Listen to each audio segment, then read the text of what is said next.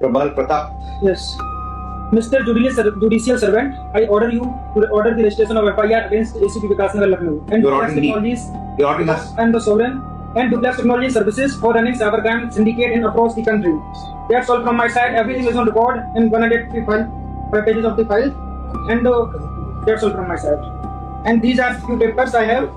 So at this point, ये दे देना. Supreme court में पेश आने वाले हालिया वाक़े को आप किस नजर से देखते हैं? क्या इजहार इख्तिलाफ की भी कोई आईनी और इखलाकी हद होनी चाहिए, या अदालत के अंदर ऐसा रवैया किसी सूरत काबिल कबूल नहीं? ऋषि साहब, देखिए, जो ये सुप्रीम कोर्ट में पेश आया हालिया वाक़ा, ये 10 जुलाई 2026 जुमा को हुआ है। रिपोर्ट्स के मुताबिक इस वकील साहब का नाम जो था वो प्रबल प्रताप है। वो इस मुकदमे में खुद अपनी तरफ से, यानी पेटिशनर इन पर्सन पेश हो रहे थे, यानी किसी दूसरे वकील की नुमाइंदगी नहीं कर रहे थे। ताहम बाज़ रिपोर्ट्स के मुताबिक वो कानून या कानूनी पस मंजर भी रखते थे या रखते हैं। समाज जस्टिस के वी विश्वनाथन साहब और जस्टिस आलोक राधे की बेंच के सामने हो रही थी। मौजू क्या था? उनकी दरखास्त इलाहाबाद कोर्ट के एक हुक्म को चैलेंज करने के या चैलेंज करने से मुतल्लिक थी, जबकि ये लखनऊ के एक पुलिस ऑफिसर के खिलाफ FIR दर्ज करने का मुतालबा कर रहे थे। सुप्रीम कोर्ट ऑफ इंडिया में सिर्फ फैसले नहीं होते, बल्कि आईन की बालादस्ती और कानून की हुक्मरानी का तहफ़्फ़ुज़ भी किया जाता है।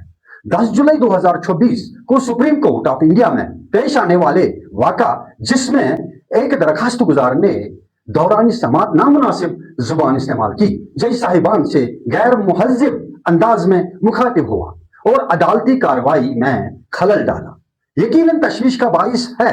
जमहूरियत में हर शहरी को इख्तिलाफ राय का हक हासिल है और हर मुकदमा पूरी कुव्वत से लड़ने का भी हक है, लेकिन ये हक कभी भी अदालत के वकार, अदालती आदाब और आईनी इदारों के एहतराम वाला तर नहीं हो सकता।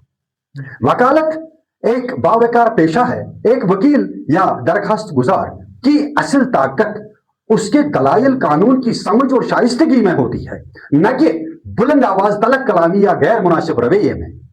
इस तरह अदलिया की जिम्मेदारी भी है कि वो सब्र, तहम्मुल और गैर जानिबदारी के साथ इंसाफ फराहम करे।